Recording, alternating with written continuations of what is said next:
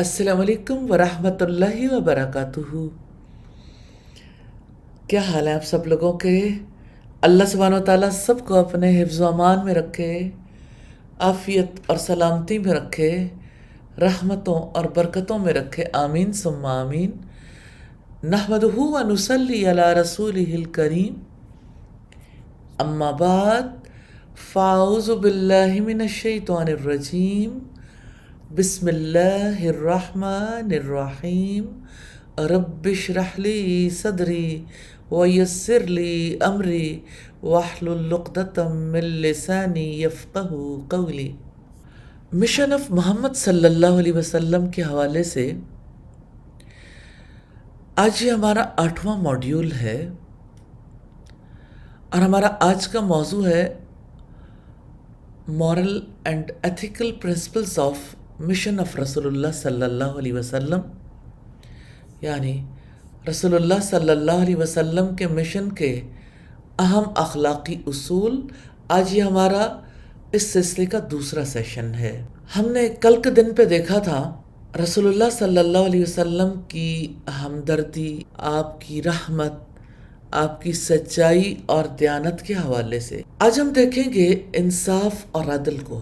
عدل و انصاف بہت بڑی چیز ہے۔ ان اللہ یأمر، اللہ تعالیٰ حکم دیتا ہے، ان اللہ یأمرکم بالعدل والاحسان، بے شک اللہ تعالیٰ تمہیں عدل اور احسان کا حکم دیتا ہے۔ اللہ سبحانہ تعالیٰ نے فرمایا اعدلوا هو اقرب للتقوی، عدل کرو وہ تقوی کے زیادہ قریب ہے۔ نبی صلی اللہ علیہ وسلم نے زندگی کے تمام پہلوؤں میں، خواہ ان کی ذاتی زندگی، نجی زندگی ہو، خاندانی زندگی ہو، معاشرتی زندگی ہو، اس کے معاشی پہلو ہوں، قانونی پہلو ہوں، کسی بھی اعتبار سے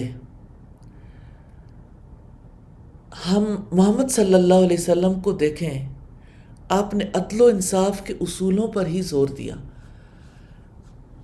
آپ نے عدل و انصاف والی زندگی بسر کی۔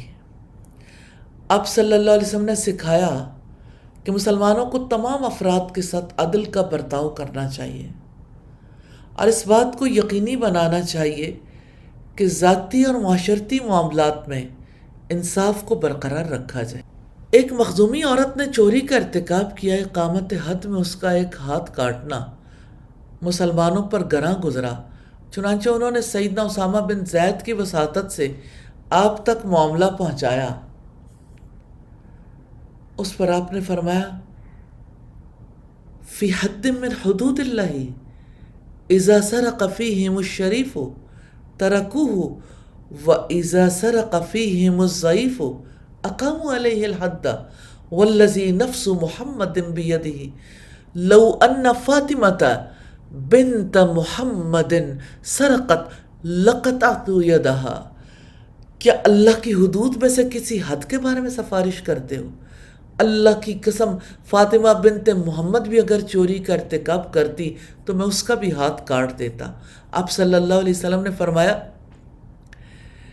جب ان میں سے کسی رئیس نے چوری کی ہو تو اسے چھوڑ دیتے ہیں، اور جب ان کا کوئی کمزور چوری کرے تو اس پر حد قائم کر دیتے ہیں۔ اللہ کی قسم فاطمہ بنت محمد بھی اگر چوری کا ارتکاب کرتی تو میں اس کا بھی ہاتھ کاٹ دیتا۔ رسول اللہ کے عدل کا یہ عظیم ترین مظہر ہے۔ محمد رسول اللہ صلی اللہ علیہ وسلم نے واضح فرمایا کہ تمام انسان برابر ہیں اور اللہ تعالیٰ کے نزدیک فضیلت کا معیار صرف تقوی ہے۔ اب اپنے صحابہ کے ساتھ سلوک میں عدل و انصاف پر قائم رہے۔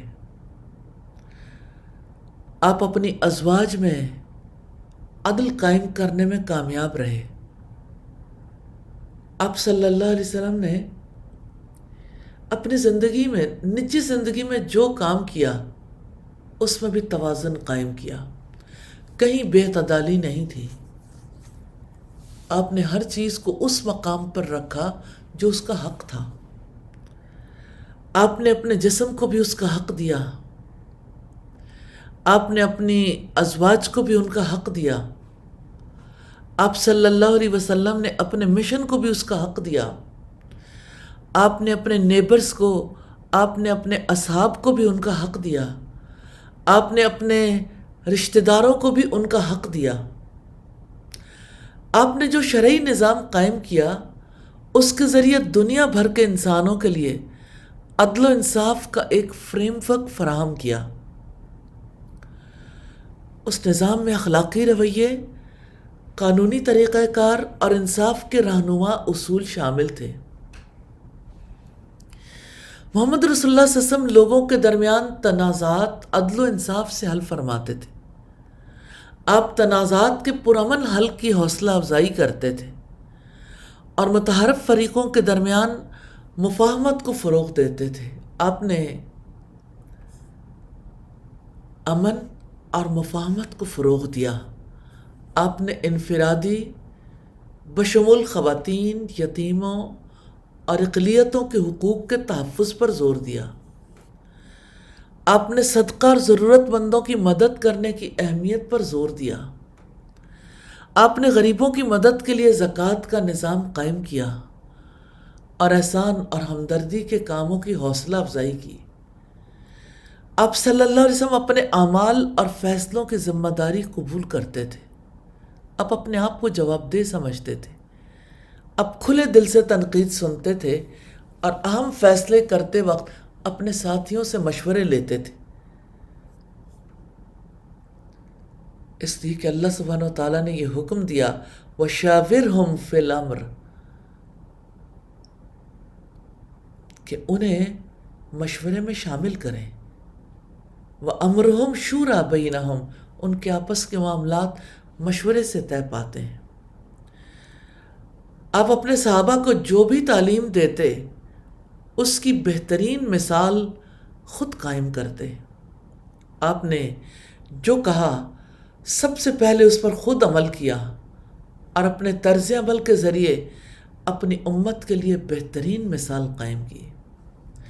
آپ نے لوگوں کو معاف کرنے اور بدلہ لینے کی بجائے صلح کرنے کی کوشش کرنے کی ترغیب دلائی، لیکن اس کے ساتھ ساتھ مجرموں کو سزا دینے کا کڑا نظام بھی قائم کیا. آپ صلی اللہ علیہ وسلم کسی کی محبت یا دشمنی میں عدل و انصاف کے قوانین پر سمجھوتا نہیں کرتے تھے. آپ نے انصاف کا ایک ایسا نظام قائم کیا جو سب کے لیے عدل و انصاف کو یقینی بناتا تھا.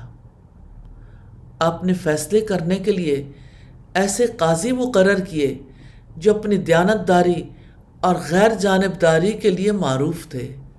آپ نے عدل و انصاف کی جو بالادستی قائم کی اس کی وجہ سے ایک پرامن اور ہم آہنگ معاشرہ قائم کرنے میں مدد ملی. آپ صلی اللہ علیہ وسلم کے اخلاقی اصولوں میں تواضع اور شائستگی کا بھی بڑا اہم مقام ہے.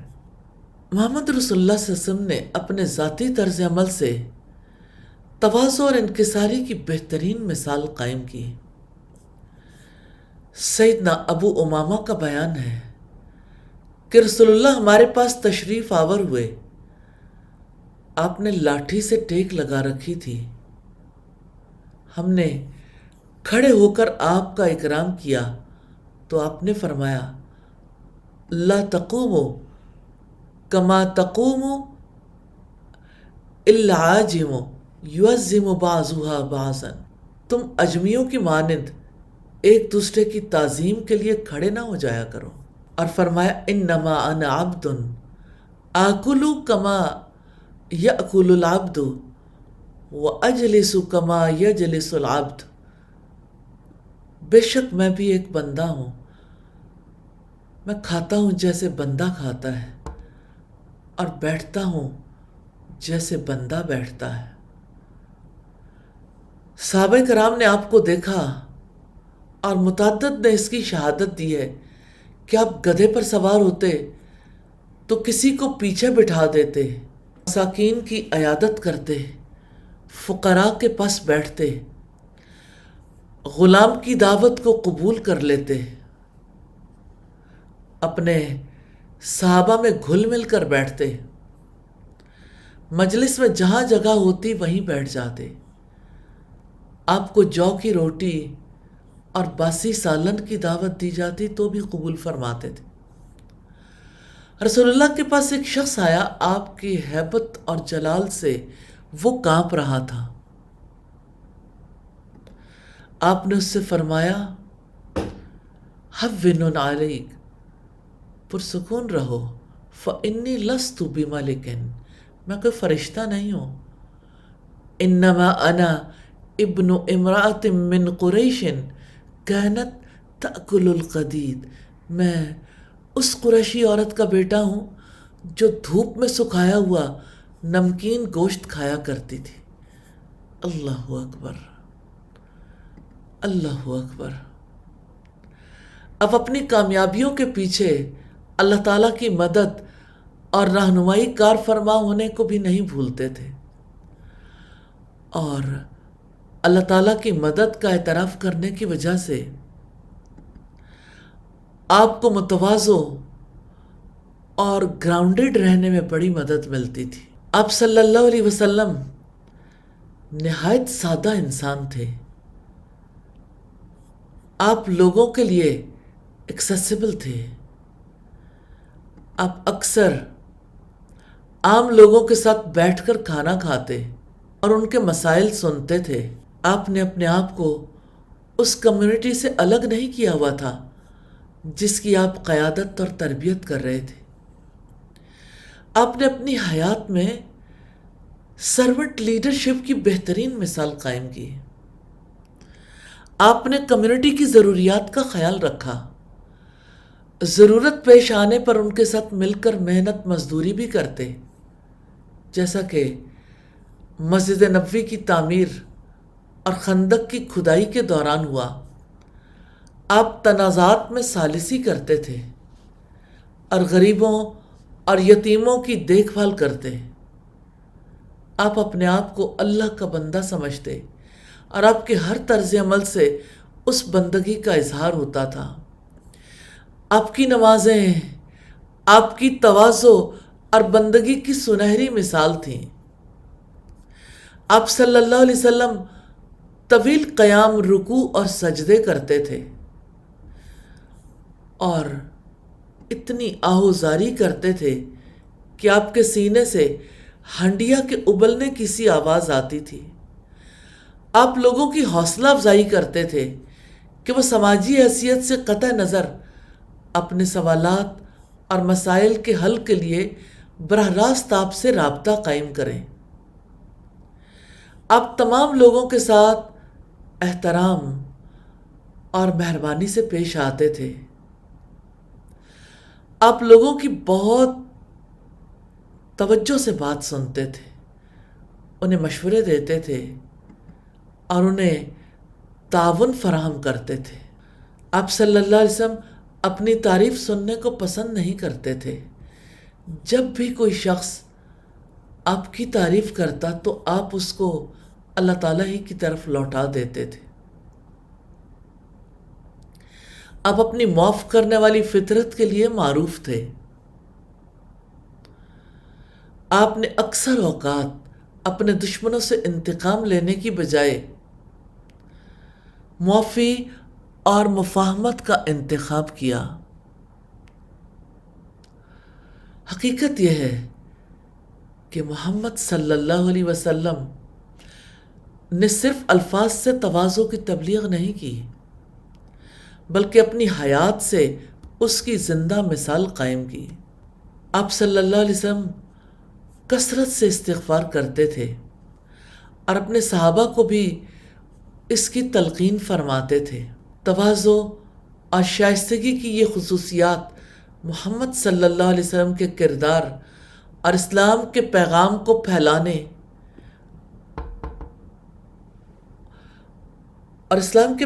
کے ان کے مشن میں مرکزی حیثیت کی حامل ہیں۔ قیامت تک کے انسانوں کے لیے آپ کی حیات مثال ہے۔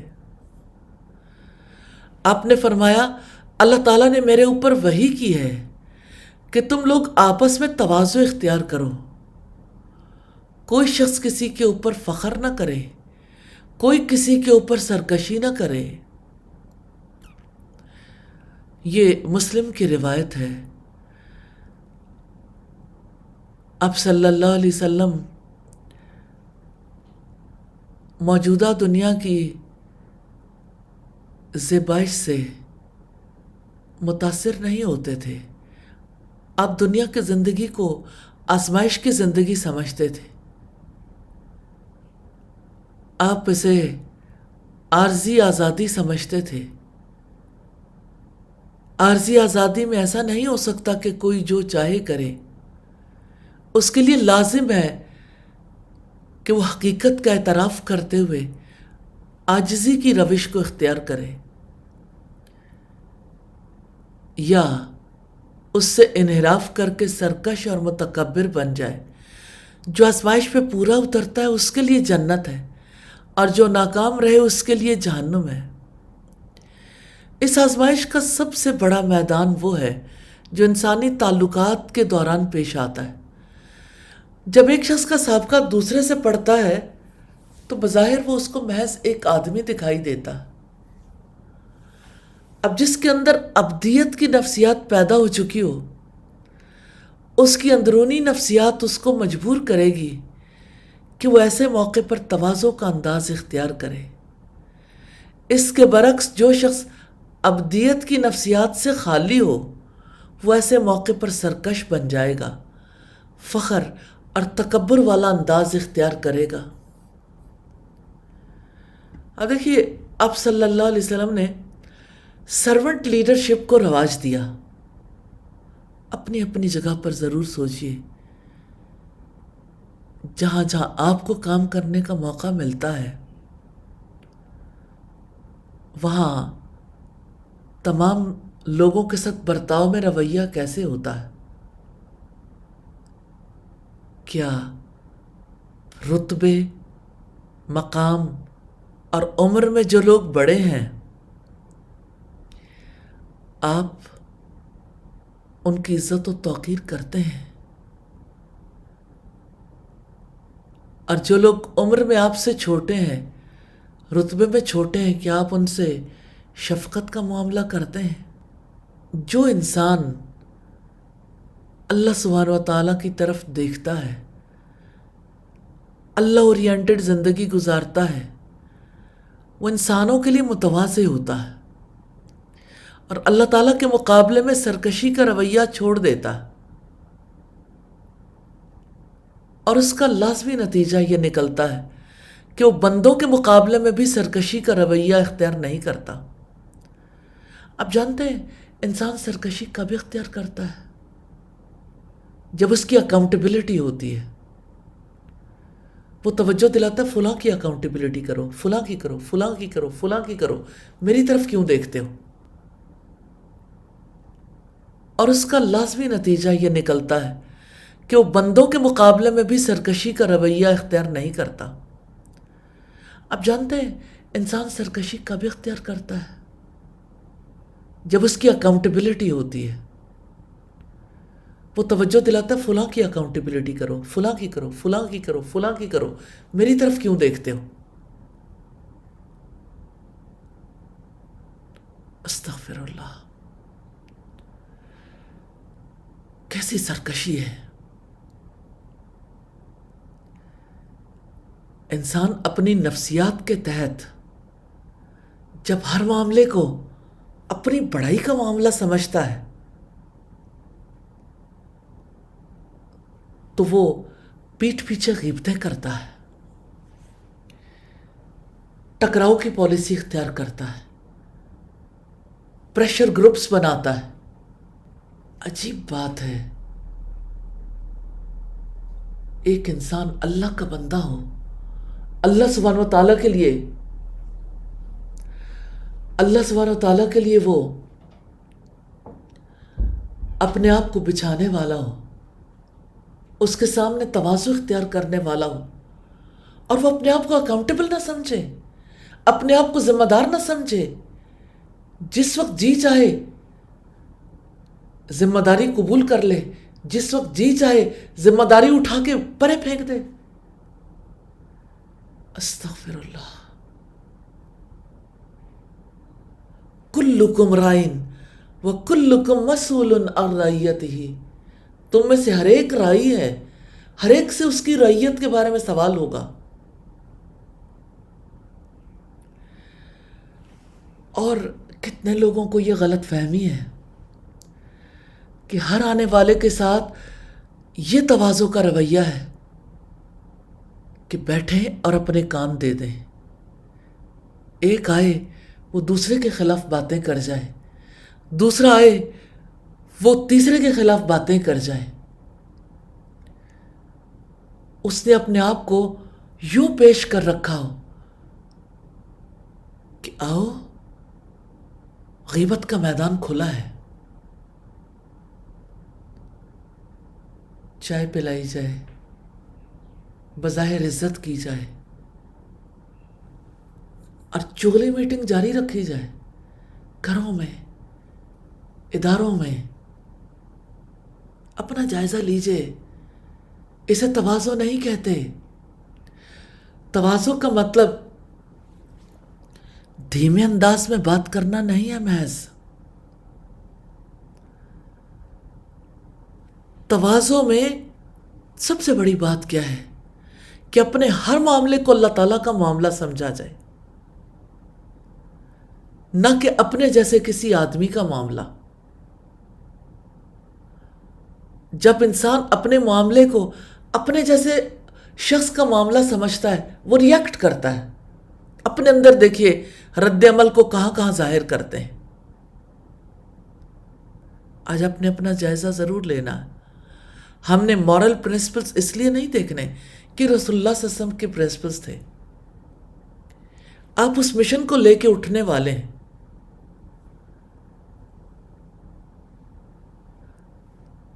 تو یاد رکھیے گا، تمام انسان اللہ تعالیٰ کے بندے ہیں، اور تمام انسان اللہ تعالیٰ کے مقابلے میں عاجز مخلوق کی حیثیت رکھتے ہیں۔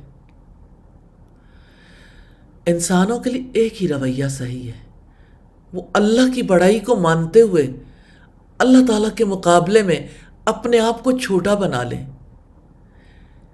یہی وہ چیز ہے جس کو ابدیت کہا جاتا ہے۔ ابدیت اختیار کرنی ہے۔ ابدیت کا پتہ تب چلتا ہے جب آپ کا کسی انسان سے واسطہ پڑتا ہے۔ جب آپ اس کے سامنے ریئیکٹ کرتے ہیں تو آپ اس کے سامنے ریئیکٹ نہیں کرتے، آپ اللہ سبحانہ و تعالیٰ کے سامنے ریئیکٹ کرتے ہیں۔ آپ کا رد عمل یاد رکھیے گا اپنے جیسے انسانوں کے ساتھ نہیں ہوتا، وہ رد عمل آپ کا اللہ سبحانہ و تعالیٰ کے لیے ہوتا ہے۔ کیا آپ اس کو جواب دہ نہیں ہیں؟ تواضع اختیار کریں۔ حقیقت پسندانہ زندگی کا دوسرا نام ہے۔ موجودہ دنیا میں انسان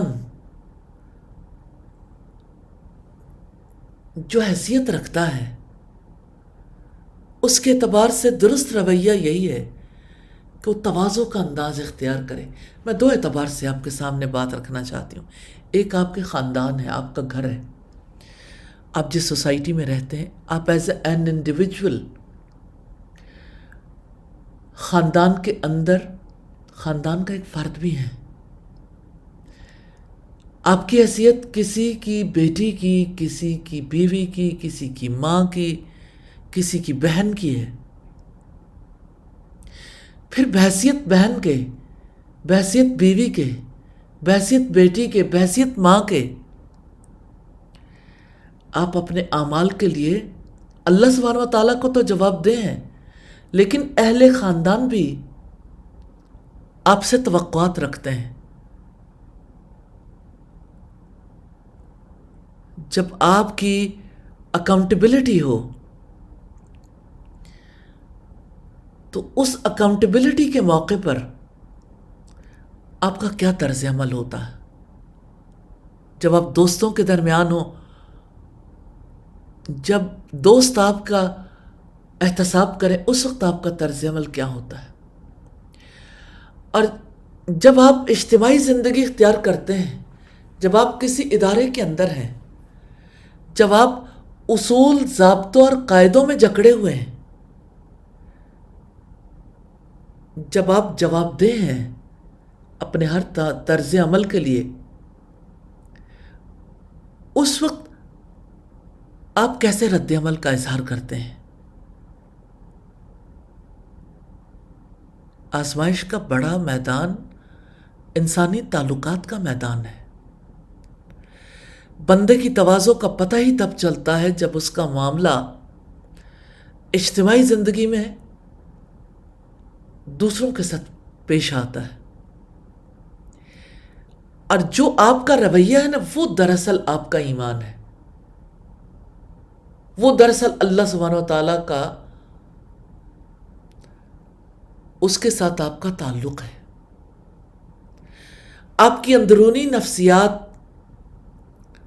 اس وقت سامنے آتی ہے جب آپ کا احتساب ہوتا ہے، جب آپ کی اکاؤنٹیبلٹی ہوتی ہے۔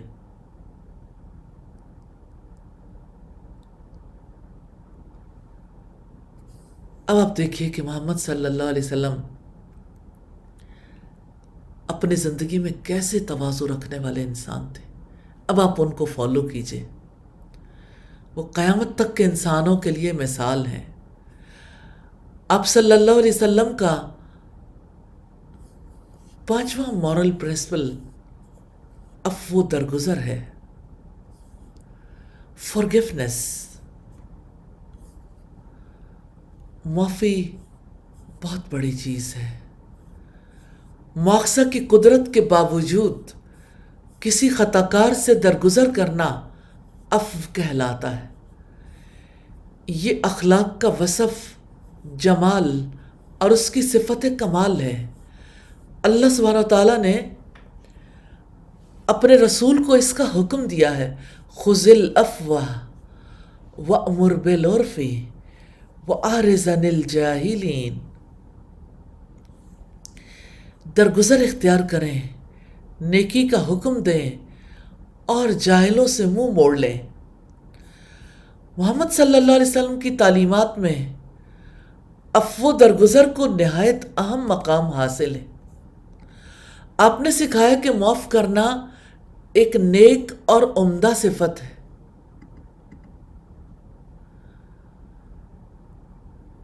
جو معاشرے میں امن اور ہم آہنگی کو جنم دیتی ہے۔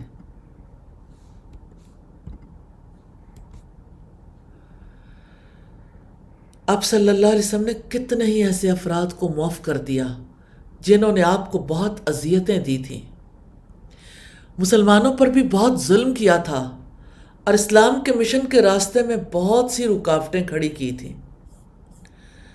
سیدہ عائشہ فرماتی ہیں، رسول اللہ صلی اللہ علیہ وسلم کو 2 کاموں میں اختیار دیا گیا تو آپ نے ان میں سے آسان کو اختیار کیا جب تک وہ گناہ کا کام نہ ہوتا، لیکن اگر وہ گناہ کا کام ہوتا تو آپ سب سے بڑھ کر اس سے دور رہتے۔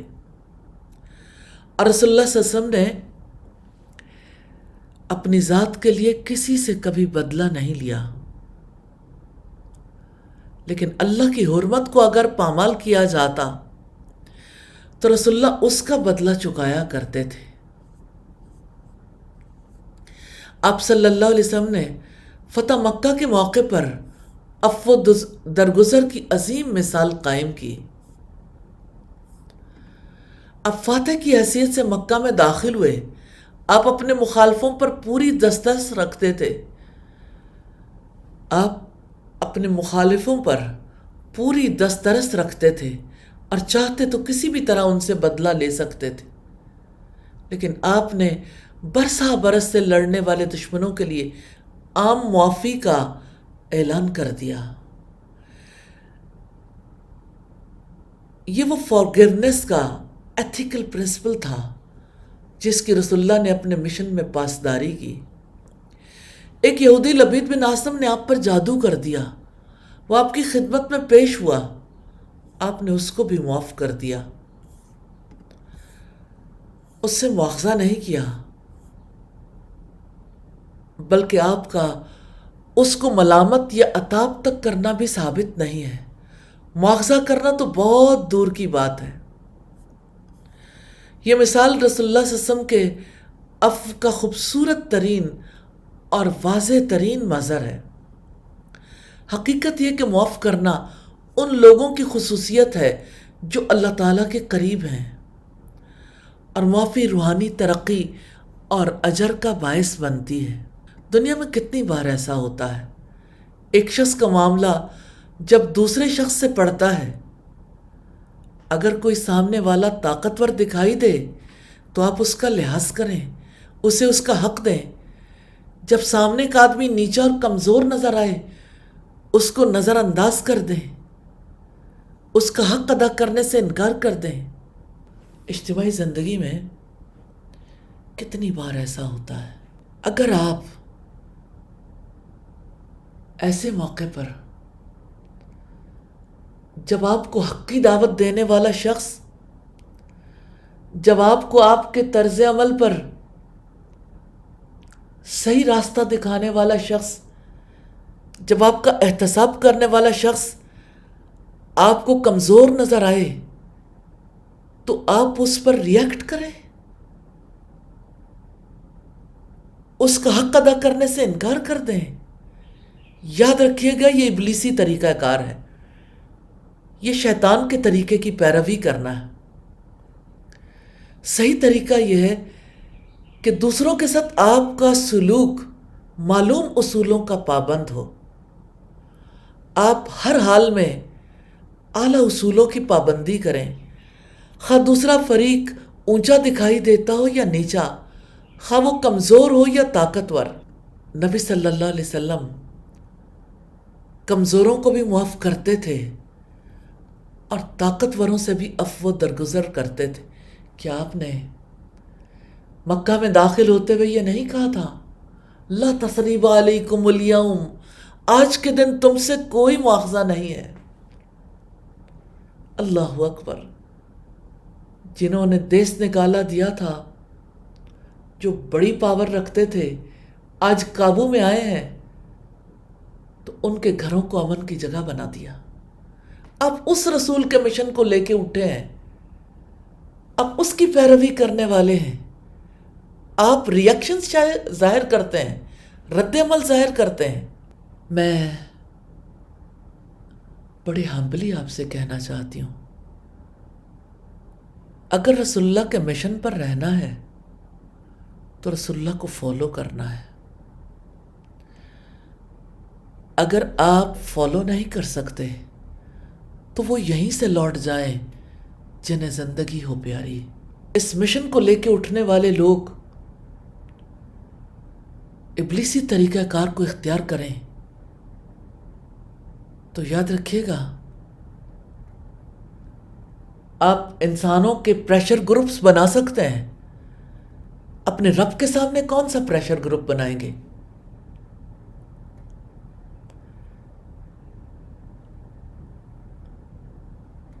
اپنے رب سے معافی مانگ لیں، اپنے رویوں کی اصلاح کر لیں۔ معافی روحانی ترقی اور اجر کا باعث بنتی ہے۔ آپ کی اسپرچول ڈیولپمنٹ نہیں ہوگی۔ دلوں کو صاف کر لیں۔ دلوں میں بغض اور کینہ بھرا ہوا ہو، اونٹ جیسا کینہ رکھ کے، دلوں کے اندر بغض بھر کے چلے ہیں رسول اللہ کے مشن کی اتباع کرنے کے لیے، اس مشن کے علمبردار بن کے لوگوں کو اس کی دعوت دینے کے لیے۔ اپنے دلوں کو صاف کر لیں۔ دلوں کا یہ کینہ اور بغض دور نہیں ہوگا تو اللہ سبحانہ و تعالی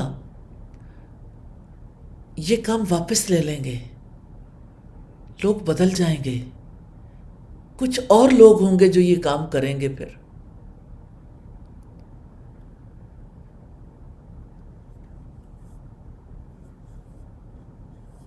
پھر آپ دیکھیے کہ رسول اللہ صلی اللہ علیہ وسلم کے مورل پرنسپلز میں سے عام اصول ہے حلم۔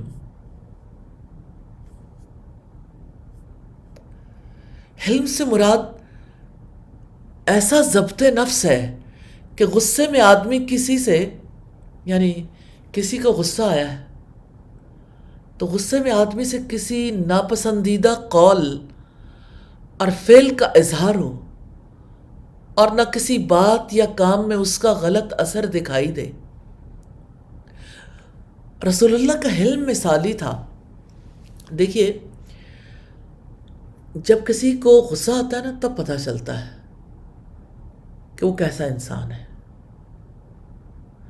اگر غصے میں آپ ناپسندیدہ باتیں کرتے ہیں، ناپسندیدہ کام کرتے ہیں، اگر غصے میں کسی بات یا کام میں اس غصے کا اثر دکھائی دیتا ہے تو اس کا مطلب کیا ہے کہ حلم نہیں ہے۔ اب آپ دیکھیے کہ رسول اللہ کا حلم مثالی تھا۔ چلیے کمپیریزن کیجئے اپنی ذات کا، کہاں تک فالو کرتے ہیں۔ فالوورز کو دیکھنا چاہیے قائد کیسا ہے۔ دیکھیے اللہ کے رسول کو، احد کے دن جب آپ کے رخسار زخمی ہو گئے، دندان مبارک شہید ہو گئے، خود آپ کے سر مبارک میں خود پیوست ہو گیا، اس وقت بھی آپ نے فرمایا اللہم اغفر لقومی فإنہم لا یعلمون، یا اللہ میری قوم کو ہدایت دے، یہ جانتے نہیں ہیں۔ یہ حلم کی چوٹی تھی۔ آپ کے حلم نے آپ کے مشن کی کامیابی میں نہایت اہم کردار ادا کیا۔ آپ کے مورل پرنسپلز میں صبر کا بڑا اہم مقام ہے۔ صبر کا مطلب ہے نفس کو اللہ تعالیٰ کی اطاعت کا پابند بنانا، اس کی نافرمانی سے باز رکھنا، اس کی تقدیر پر راضی کرنا۔ صبر کے یہی 3 مواقع ہیں: اللہ تعالیٰ کی اطاعت سے جدا نہ ہو، اس کی معصیت کا ارتکاب نہ ہو، اس کی قضاء و قدر پر اعتراض نہ ہو۔ یہاں صورتحال اگر یہ ہو کہ آپ دنیا میں ہونے والے معاملات کو انسانوں کا معاملہ سمجھیں تو صبر کہاں سے آئے گا؟ صبر تو تب آتا ہے جب انسان اپنی زندگی کے ہر معاملے کو اپنے رب کے ساتھ جوڑ کر دیکھے۔ اللہ تعالیٰ نے اپنے رسول کو ایک جگہ صبر کا حکم دیا، فَاصْبِرْ كَمَا صَبَرَ أُولُو الْعَزْمِ مِنَ الرُّسُلِ، جیسے بلند ہمت رسولوں نے صبر کیا آپ بھی صبر کریں۔ رسول اللہ نے 13 سال کے طویل عرصے تک رسالت کے مشن میں صبر کا مظاہرہ کیا، ایک دن بھی جزا فضا نہیں کیا، اور نہ ہی دعوت و تبلیغ کے کام میں کوئی کمی کی، حتیٰ کہ آپ کا پیغام مشیت الہی سے ساری دنیا تک جا پہنچا۔ انسان اس دنیا میں حالت امتحان میں ہے۔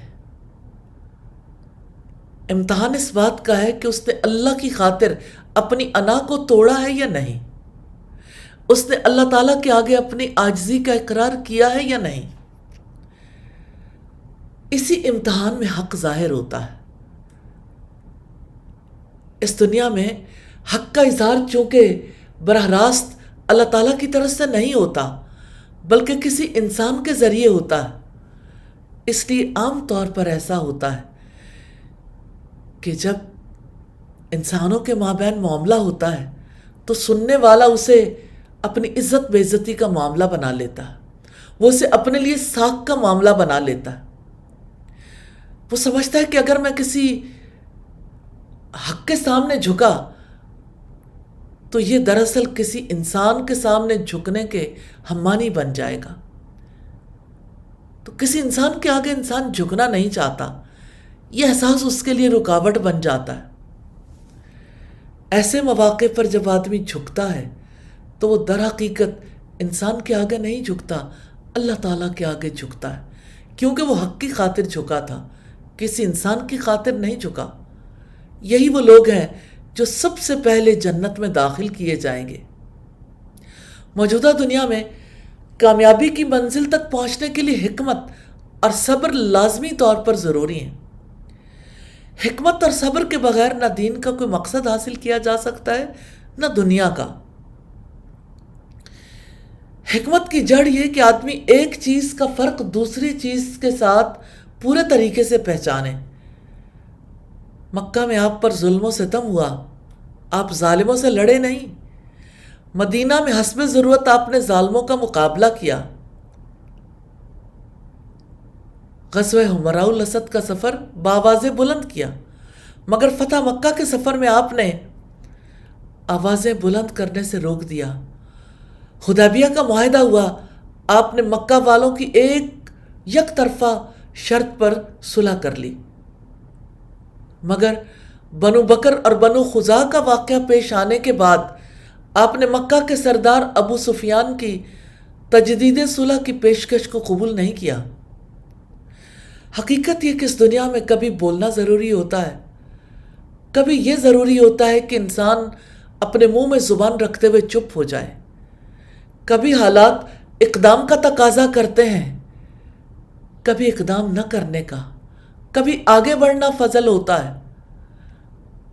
ہوتا ہے اور کبھی یہ افضل ہوتا ہے کہ آدمی پچھلی سیٹ پر بیٹھنے کے لیے اپنے آپ کو راضی کر لے۔ اسی فرق کو جاننے کا نام حکمت ہے۔ اور صبر کی حقیقت یہ ہے کہ آدمی رد عمل سے رکے، غیر متاثرہ ذہن کے تحت سوچ کر، پورے طریقے سے سمجھ کر اپنے عمل کی منصوبہ بندی کرے۔ اب دیکھیے ایک چھوٹی سی مثال ہے، آپ سڑک پر اپنی گاڑی دوڑا رہے ہیں، اچانک سامنے سے گاڑی آ جاتی ہے، آپ کہتے ہیں اس کی غلطی ہے، یہ سامنے سے لین توڑ کے میرے سامنے کیوں آ گیا؟ بھائی اس نے لین توڑی ہے، اس کی غلطی ہے۔ اب اس موقع پر آپ کا کیا کام ہے؟ گاڑی روک کے اپنے لیے راستہ نکال لیں، اسی کا نام صبر ہے۔ اور روکے بغیر گاڑی دوڑانے کا نام بے صبری ہے۔ صبر کا طریقہ اس دنیا میں حقیقی کامیابی حاصل کرنے کے لیے انتہائی حد تک ضروری ہے۔ آپ گاڑی میں دیکھتے ہیں نا، جو ڈرائیور بے صبری کے ساتھ سڑک پر گاڑی چلائے خود بھی تباہ ہوگا، گاڑی بھی تباہ کرے گا۔ اسی طرح جو لوگ صبر کی شرائط کو پورا کیے بغیر زندگی میں کامیاب ہونا چاہیں، وہ صرف ہلاکت اور بربادی کی تاریخ بنائیں گے۔ ترقی اور کامیابی کی تاریخ بنانا ان کے لیے مقدر نہیں ہے۔ اب آئیے دیکھیے اللہ کے حبیب کی طرف، آپ نے انہیں فالو کرنا ہے نا۔ مکہ میں قیام کے دوران قریش کی المناک اذیتوں پر آپ نے صبر کیا۔ انہوں نے آپ کو پیٹا بھی تھا، آپ کی پیٹھ پر اونٹ کی اوجڑی کو بھی ڈالا تھا۔ شیب ابی طالب میں خاندان بنی ہاشم کے ساتھ 3 سال تک آپ کا محاصرہ بھی کیا تھا، آپ کو قتل کرنے کا منصوبہ بھی بنایا تھا اور آپ کو تلاش کرنے کے لیے آدمیوں کو بھیجا تھا، مگر اللہ تعالیٰ نے آپ کو بچائے رکھا۔ یہ سب کچھ آپ کو آپ کے مشن سے ہٹا سکا اور نہ ہی اس دعوت کو پیش کرنے کے عزم سے آپ کو باز رکھ سکا۔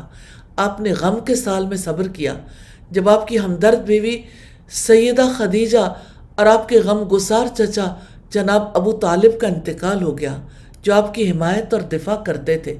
بدر، احد، خندق، فتح مکہ، حنین، طائف اور تبوک وغیرہ کی تمام جنگوں میں آپ نے صبر کا مظاہرہ کیا۔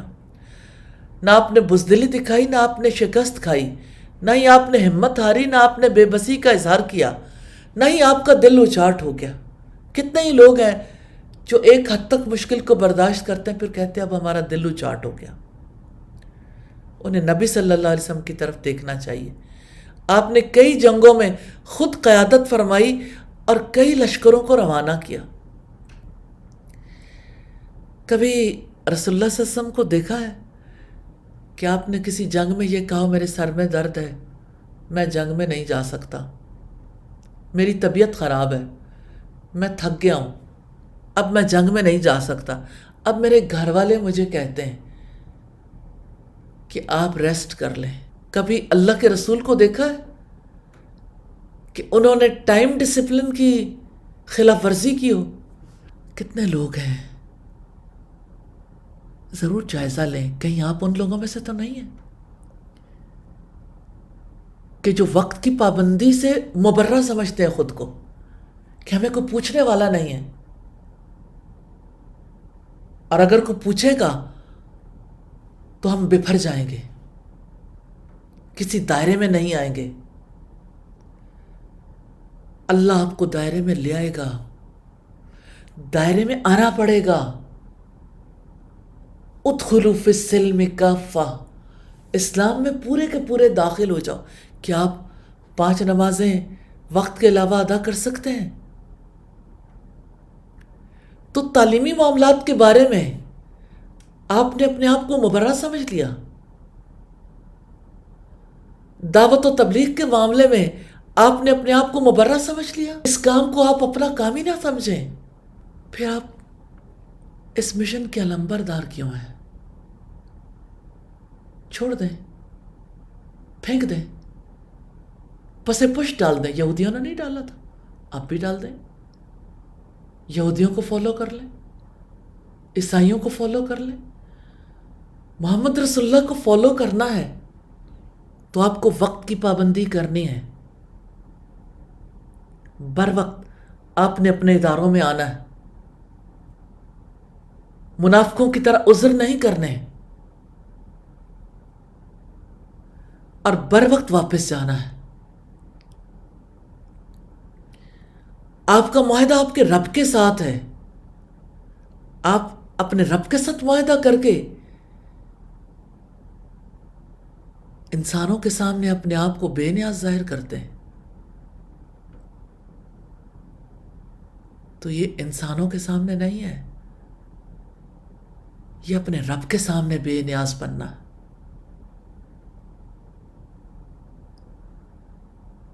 کہیں ایسا تو نہیں ہے کہ آپ کا رسول اللہ کے مشن سے دل اچاٹ ہو گیا ہو، پہلے آپ لطف لیتے ہو اب اچھا نہ لگتا ہو؟ کہیں ایسا تو نہیں ہے آپ تھک گئے ہوں؟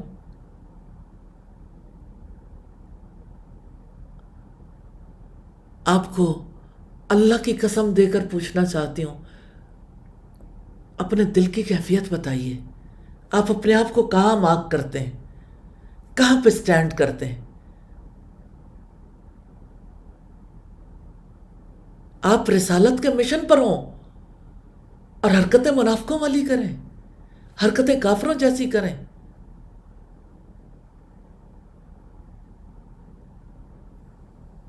کیا ایمان کا یہ تقاضا ہے؟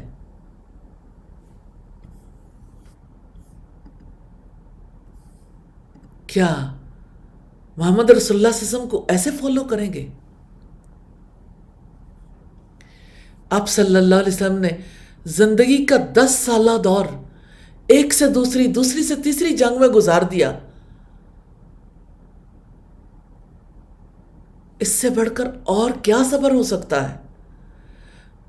مدینہ میں آپ اور آپ کی دعوت کے خلاف فوجوں کو تیار کرنے کی یہودی سازش پر آپ نے صبر کیا، سخت بھوک پر بھی آپ نے صبر کیا، اپنی وفات تک ایک دن میں 2 دفعہ جو کی روٹی سے بھی پیٹ بھرنے کا موقع نہ ملا۔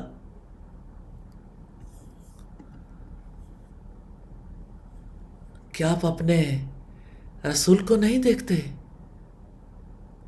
جو ان کا مقام اور مرتبہ تھا، اس پر یعنی اس سے کم پر کیسے راضی ہو جاتے تھے؟ آپ مکہ میں داخل ہونا چاہتے ہیں، طواف اور صحیح کرنا چاہتے ہیں، قربانی اور حلق کرنا چاہتے ہیں، طواف اور صحیح کرنا ناممکن ہو گیا، صرف قربانی اور حلق ممکن رہ گیا۔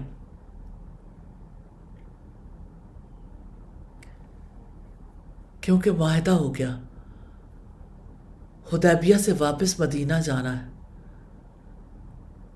اب صرف قربانی اور حلق ممکن رہ گیا۔ راضی ہو گئے، ٹھیک ہے، یہی زندگی کا راز ہے۔ اس دنیا میں انسان کو کم پر راضی ہونا پڑتا ہے، یہی صبر ہے۔ اس کے بعد زیادہ وہ پاتا ہے جو کم پر راضی ہو جاتا ہے۔ جو پہلے مرحلے میں کم پر راضی نہ ہو، وہ نہ کم کو پاتا ہے نہ زیادہ کو، اس کے حصے میں جو چیز آتی ہے وہ صرف یہ کہ وہ نزاع چھیڑ کر غیر ضروری طور پر اپنے آپ ہی کو برباد کرتا رہے، اور جب برباد ہو کر جھگڑے کے قابل نہ کر رہے تو یہ کہہ کر اپنے دل کو تسکین دینے کی کوشش کرے کہ میں تو کامیابی کے عین قریب پہنچ گیا تھا، مگر دشمنوں کی سازش نے مجھے ناکام بنا دیا۔ کم پر راضی ہونا رسول اللہ کی سنتوں میں سے ایک سنت ہے۔ صبر کے بغیر اس سنت کو کیسے اپنا سکتے ہیں؟ رسول اللہ صلی اللہ علیہ وسلم نے ان تمام حالات میں صبر کیا، نہ آپ کی ہمت نے جواب دیا اور نہ ہی آپ نے کاہلی کا مظاہرہ کیا۔ آپ بتائیے آپ کیا کرنا چاہتے ہیں؟ رسول اللہ کے مشن کو اپنانا چاہتے ہیں؟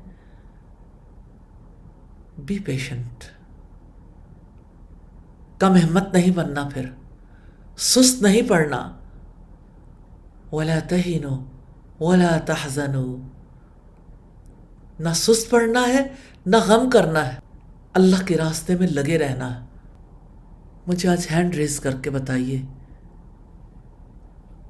میں چاہتی ہوں کہ میں آپ سب کو یہاں دیکھوں، کون کون لوگ ہیں جو اعلی ہمتی سے کام لینا چاہتے ہیں، جو آئندہ سست نہیں پڑیں گے؟ ہینڈ ریز کریں، اور خود سے یوں ہی ہینڈ ریز نہ کیجیے گا۔ ایک بار پھر معاہدہ ہو رہا ہے، ایک بار پھر اپنے آپ کو آپ اللہ سبحانہ و تعالیٰ کے حضور پیش کر رہے ہیں۔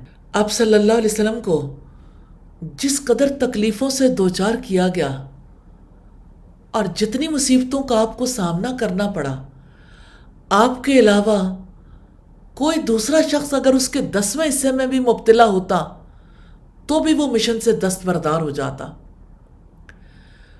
مگر رسول اللہ صلی اللہ علیہ وسلم کو اللہ تعالیٰ نے بچائے رکھا، صبر و ہمت سے نوازا اور آپ کو قوت عطا فرمائی تاکہ آپ اللہ تعالیٰ کے پیغام کو پہنچا سکیں۔ یا اللہ ہمیں بھی یہ قوت نصیب فرما دے، یا اللہ ہمیں بھی استقامت نصیب فرما دے، یا اللہ ہمیں بھی عالی ہمتی نصیب فرما دے۔ یا ارحم الراحمین، ہمیں بھی سدا اس راستے پہ چلائے رکھنا۔ میں ان لوگوں کے نام لینا چاہتی ہوں جو صبر کا مظاہرہ نہیں کرنا چاہتے۔ ماریہ نواز ہیں، مہرین عارف ہیں، زہرا منصور ہیں، بشرا ندیم ہے، شائستہ رانا ہے، زنیرہ کامران ہے، نعیمہ اقبال ہیں، فوزیہ قیوم ہیں، شہریزہ شفیق ہیں، امارہ مہوش ہیں، امبرین جمشید ہیں، آصفہ ولید ہیں، ہما ظفر ہیں، انیلا ہیں، نائلہ مجید ہیں، فریدہ اختر ہیں، فرت مصطفیٰ ہیں، شائستہ جاوید ہیں، وجیہہ ہیں، ہنا بطول ہیں، شاہدہ رانا ہیں، ریحانہ اظہر ہیں، شمسہ محمود ہیں، اسما اطہر ہیں، فرزانہ تابش ہیں، ماریہ رمضان ہے، خدیجہ سلیم ہے۔ اصلاً مجھے صرف ان لوگوں کے نام لینے چاہیے جنہوں نے واقعی اس مشن کو لے کے چلنا ہے۔ مجھے حیرت ہے عائشہ اظہر آپ پہ بھی، انم مہرین آپ پہ بھی، حیرت اس بات پہ ہے کہ آپ مشن کو لے کے چلنا بھی چاہتے ہیں اور آپ رسول اللہ کو فالو نہیں کرنا چاہتے۔ ایک بار آج اچھے طریقے سے جائزہ لے لیں۔ ہم نے آپ سسم کے کچھ مورل پرنسپلز دیکھے، باقی سلسلہ انشاءاللہ اگلے سیشن میں۔ سبحانک اللہم و بحمدک، نشہد ان لا الہ الا انت، نستغفرک و نتوب الیک۔ السلام علیکم ورحمۃ اللہ وبرکاتہ۔